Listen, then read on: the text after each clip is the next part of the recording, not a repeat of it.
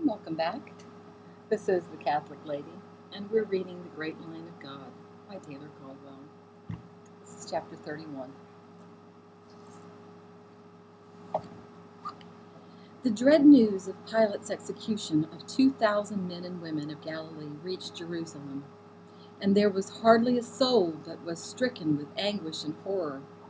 Multitudes asked each other in the street, of what were these peasants and humble laborers guilty? That they believed the Messiah had come, even though we believe that he is still tarrying? It has been called blasphemy, but now confusion is upon us, and sorrow for our kinsmen. Woe unto us that we have seen this day! In their despair and anguish, the people set upon Roman soldiers who arrested heretics in Jerusalem, and injured them in their numbers, and drove them off, and rescued their fellow Jews, and hid them, and smuggled them from the city at night. It was nothing now to the rescuers that their brethren had been denounced as blasphemers from the temple pluralists themselves, and had been proscribed. Angrily, the people said, "These are our blood, and they are neighbors. And if they are in error, let God judge them, and not the Romans, and not the venal priests who have oppressed us in all these years. Are we market rabble that we should hoot and encourage the soldiers in their cruelties and yell like hyenas? No, our people are our people, and no stranger shall murder them any longer." Caiaphas sent for Saul and said, wringing his long white hands, "We have lost control. The issue is in darkness and confusion. Once it was clear as spring water, now it is muddled and roiling. Once it was the matter of blasphemy and God's command that blasphemers be put to death. Now it is pious Jew protecting heretical Jew and crying aloud. We are of one blood and one nation and one God. The people are aroused since the news from Galilee. They stone the Romans in the streets, and they attack them in the dark. They shout imprecations upon them. They flock to listen to the heretics who preach to them in spite of rigorous punishments. They fill the river at night to be baptized. They are like men seized by madness, and they know not what they do. We are in danger before Yeshua ben Joseph was executed. We were in danger before Yeshua ben Joseph was executed. We are in more peril now than then. And Pilate awaits like a wolf, licking his chops and slavering. He needs but only a little more prodding." Saul said, "We must not only continue our efforts and our struggle, but we must increase them in intensity and dedication."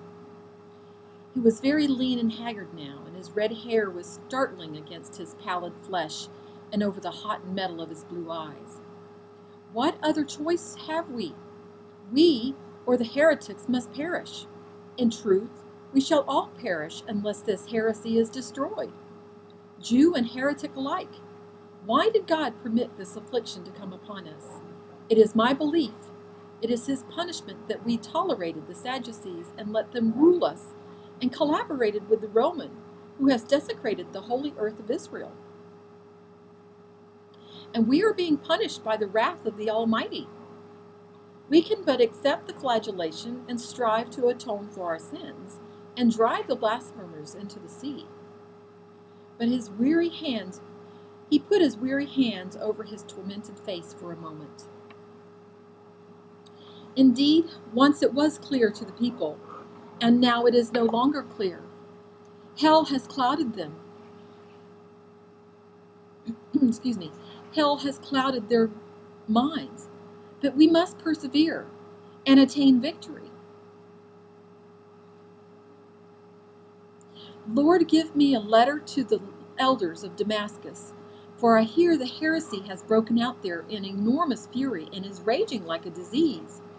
For the moment, let the people of Jerusalem be at peace, so that they can regain their wits and understand, again, that we fight not only for their souls, but for their very lives." In his extremity, he believed that Caiaphas was truly one with him at last, and as alarmed as he. In this belief there was considerable truth. He felt betrayed and beset, abandoned by every man, and that he was struggling alone against the legion of the damned. He did not faint or fail. The legion of the damned who did not faint or fail. He dared not think of Rabban Gamaliel, lest he lose his mind, nor did he think of Joseph of Arimathea. But they thought of him and spoke often of him, and quietly between themselves. Caiaphas summoned Saul to him one chill winter morning and said, with a heavy and tragic face, "We have a problem of exceeding delicacy." Saul sat down weightily, for his weariness grew day by day. "Another one?" he asked, and accepted a goblet of wine. Caiaphas sat near him and folded his hands in his lap. "You have heard of the house of Tobias, an elegant Hellenistic Jews, patrons of art and the theater, Sadducees, whose sons are scribes and officials of Roman government, and possessing fine houses in Athens and in Rome and Jerusalem and Alexander, and learned and esteemed, noted for their taste and discrimination, and as sophisticated as the Greeks themselves." "I have heard of them," said Saul. "They are friends of my grandfather. I, for one, do not esteem them." His face grew hard, and that haggard face with the new deep lines plowed into it, and its thinness so that the harsh, large nose protruded more than ever. "They are celebrated for the men they had contributed to the Sanhedrin and in the sciences, particularly medicine, and to the professions, particularly law. They are also celebrated for their atheism," said Saul, "and for the amusing poems and books they have written deriding the Pharisees and the more stringent aspects of the Mosaic laws, and have gracefully approached the very edge of heresy." He regarded Caiaphas with impatience. "What have these exquisites, these arbiters of elegance, to do with me and my mission before God?" "It is very delicate," said Caiaphas. "There is a youngest son in the house, still unmarried, of great beauty, it is said, and strength and charm, Stephen ben Tobias. He has studied in Athens, Rome, and Alexander. He is a man who has directed his gifts and his talents, God-given, nowhere in the service of Israel, preferring to be a great gentleman in the Greek and Roman manner, strolling the world and observing it voluptuously and enjoying himself. He not only appears to have a Greek soul, he resembles a Greek amazingly. That, of course, is not of importance. His family has never been supporters of the temple except for the most meager of tithes, nor have they had respect for the priesthood. In short, they have been heathens in the attitude, and Stephen ben Tobias is a true son of his fathers. I am not concerned with Sadducees and their admiration for the Greeks, nor even their atheism," said Saul. "Worthless Jews are of no moment to me. Let God be their judge, not I." Caiaphas coughed and studied the priestly ring on his finger. "It is known that Stephen ben Tobias has embraced the new heresy of the followers of Yeshua ben Joseph of Nazareth." "I do not believe it," said Saul. "A man of the useless house of Tobias, over-civilized, posturing, perfumed, dainty, rich, garmented in silk and gold and jewels, and the poor and the starveling heretics, unlearned, debased, and craven?" Caiaphas coughed again and fixed his light gray eyes significantly on Saul. "It is not harder to believe than that your grandfather and brethren have also embraced the heresy." Now Saul heard the soft threat under the high priest's quiet words, and a cold sweat broke out upon his flesh, a sweat of fear and dread. He said, "If my kinsmen believe there is some merit in Yeshua ben Joseph's blasphemous teachings, they have not sought to proselytize, nor have made overt acts, nor have they refrained from their devotion to the temple. In truth, they are now showing more devotion to the law and the prophets in the temple than ever they revealed before. So I have heard. I do not seek out. Saul resumed, his terror brightening the exhausted dullness of his eyes. Those who are suspected of error, but those who advance it, insist upon it, harangue about it, and declare blasphemy in public. We do not enter a man's house and demand evidences of his adherence to our faith, for his house is his own, and so sacred. We do not demand even that he believe. We command only that he keep his own counsel discreetly, not create public disturbances, not openly beard priests in the temple, and call them keepers of the word of the law, but murderers of the spirit, and not insist publicly and openly that Yeshua ben Joseph was the Messiah. What a man believes is between him and God, blessed be his name, for faith is a gift of God and cannot be forced or willed. But public blasphemy is another matter, an incitement to the riot against the peace of Israel, and open treason against our nation and our God. Caiaphas sighed. Calm yourself, my Saul. I heard no word against your family.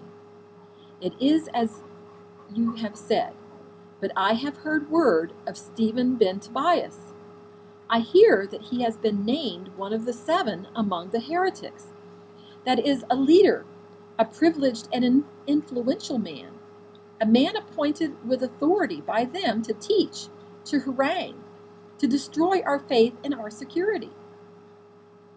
How the infection reached him is a mystery. One less attuned to any faith, however esoteric, than Stephen ben Tobias could not have been found in all of Israel, or one less careless of holy matters. Yet I am assured he had placed his private fortune at the feet of those they call the apostles and disciples, has taken to live openly among them, dressing himself humbly, and is full of fanatical fervor. It is as if a peacock had turned himself into a crow, a noisy, insistent crow, preaching heresy. Now, my Saul, what shall we do about this man? It is incredible, said Saul. Caiaphas murmured, Stephen has a rich villa of his own at Caesarea, where he has entertained Pilate and Herod. He has delivered this fine property to the heretics for a shelter, for living quarters, for a meeting place of other heretics. When among them, there he labors in the fields he owns, with the basest of them, plowing, speaking, preaching, exhorting, and eats at the common table with them. He is like a man possessed. He is doubtless possessed, said Saul. No man of his kin could descend to that unless he is mad. Have none of his kinsmen requested a priest to exorcise the evil spirit that is now residing in him?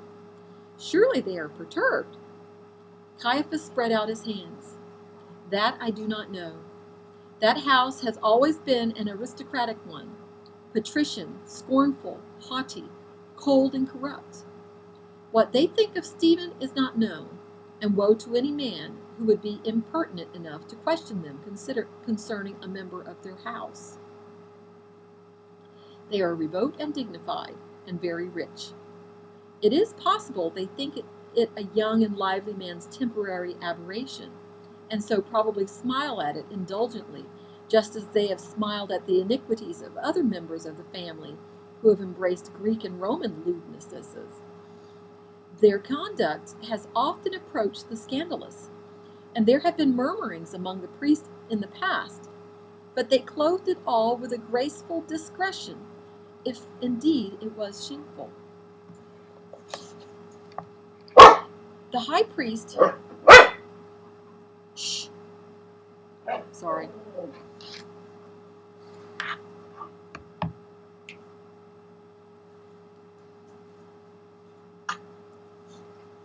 Okay. The high priest looked at the silent young men whose lips were compressed and white, and whose look was bent on the marble floor. Had Stephen shown the discretion of his family, we would not now be faced with a dilemma, said Caiaphas. But he is not discreet. He is now in Jerusalem, and I have reports that he is exhorting large audiences in the temple, Purius, and proclaiming with passion that Yeshua ben Joseph is the Messiah, and making new heretics by the score. For he is a man not only of consequence and one of cultivated and authoritative speech, and a gentleman, but he has been trained in rhetoric and dialects in Athens, and speaks with eloquence and passion, moving even the most devout, it is said, to tears and acceptance. He is a veritable Demosthenes of heresy. He has convinced many priests and has lured them into blasphemy. Amazingly, he is persuasive even among the very learned. Sorry about the dogs. They're bored. When Saul did not speak, Caiaphas continued. He also had a relentless mind and is curious and inquisitive. I am certain he is well informed of the beliefs of the heathen, for as I have said, he is a Hellenist and has spent more time in Greece than in Israel. Speak, Saul. What shall we do? For Stephen ben Tobias is dangerous, more dangerous perhaps than any other living heretic. Do you advise me to arrest him and throw him into prison? Saul fixed his fiery eyes on the high priest, almost in contempt, for he knew Caiaphas's reverence for his own caste and his protection of them. His kinsman would be at my throat, said Caiaphas, and Saul, even in his anger, could not keep from smiling. Report him to Pilate as a seditionist against Rome, said Saul. Let Pilate then choose his fate. His family is influential, and as I have told you, they know Pilate well. This situation could only amuse Pilate. He is endlessly amused at us. He would only say, I have left this in your hands, my dear Caiaphas, as you requested yourself. He is a very capricious man and a murderous one. He enjoys punishing Jews, but not such Jews as the house of Tobias. He would not lift his hand. He would jeer as at the thought of Stephen inciting our people to sedition against Rome, for several of the family are Roman citizens and married to Romans and reside in Rome and are the friends of Caesar's. When I have mentioned heresy to Pilate, he has almost laughed in my face. He thinks our devotion to God is ridiculous. He cares nothing about that, as you know. Yet he executed 2,000 miserable heretics in Galilee, said Saul, and grimaced with an anguish he could not control, our fellow Jews. You are a very ambiguous man, said Caiaphas. You hunt down heretics and imprison them, and order them to be lashed and admonished. Yet when Pilate punishes them with death, and is not death ordered for blasphemers, you quail. No matter. It is probable, even you could not explain it. It is possible that you draw a distinction between your threats of massacre and the actual massacre. Or is it heinous for a Gentile to do what a Jew would do? In matters of justice, and law, we can make no distinctions. Pilate ordered those executions because the heretics were advocating open revolt against Rome. Saul stood up with a vehement gesture. With what weapons? Do they possess arms, armor, swords, and fortresses, legions, and centurions, and generals, and ships of battle, and fortunes, and mercenaries, and chariots, and horses trained in war, and banners? Caiaphas shook his head in wonder. You are one who speaks from the bowels in this, and not from the mind. Let us return to Stephen ben Tobias. He must be silenced. Saul's pale face was suffused with scarlet, for the high priest had touched him sorely with his words. He exclaimed, Have you no eloquent priest, no devoted priest, no men of stature and faith, who could arouse the people against this heretic? Have we no fanatics, no zealots among us to protect the temple and the book and the law? Have we not even the army of Gideon? Caiaphas was silent. What is the task of the priest but sustaining and protecting our holy faith against all enemies, and advancing and strengthening it? But the priests have now become more discoursers of obscure commentaries. They delight in random philosophies and inconsequential things of this evanescent world. They do not shout of the prophets and the law. They speak no more of Sinai except on the high holy days, and then listlessly. They have become as secular as the people themselves. They are ritualistic but faithless. They have hidden God from the people in languid ceremonies and in clouds of incense, and are more concerned with tithes and their privileges than they are with the souls of their people. They urge more aqueducts and public buildings and roads upon the Romans, and speak of these things as necessities. But the eminence, the glory of God, are far from them. They believe the luxuries of their living and their political influence with the Romans are more than the souls of our people. This heresy would not have arisen among the people of Israel had not their souls been languishing for the exaltation of faith, the renewal of faith, the devotion of faith, which the priests have not been offering them. Saul went on, becoming fired with his rage and indignation. Yeshua ben Joseph brought to them an ardor and a power and a transcending passion again. And even if he permitted it to be said that he was the Messiah, and so was a blasphemer, at least he stirred their fainting hearts and their souls. But our priests have taken our people into the desert of faithless despair, and have turned their minds only to this world, and have deprived them of living waters. On your head, Caiaphas, and on the heads of your priests lies the reason for this heresy. Caiaphas stared at him in sudden and uncontrollable terror, for it seemed to him that Saul had suddenly become clothed in flame and prophecy, and had enlarged mightily in stature, and had been infused and magnified, and so expanded beyond the human flesh, that he appeared to fill the chamber, and to make it blaze with lightning and resound with thunder. The eyes flashed blue rays, and the face was transformed like the face of the prophets, and his voice was terrible.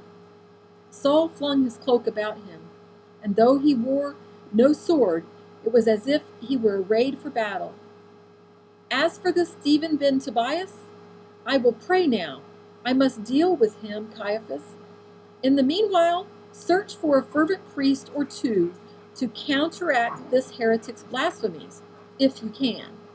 Saul went from the chamber, and the sound of his leaving was to Caiaphas the footsteps of an avenging man, clangorous and echoing. And that's the end of chapter 31. We'll continue later with chapter 32.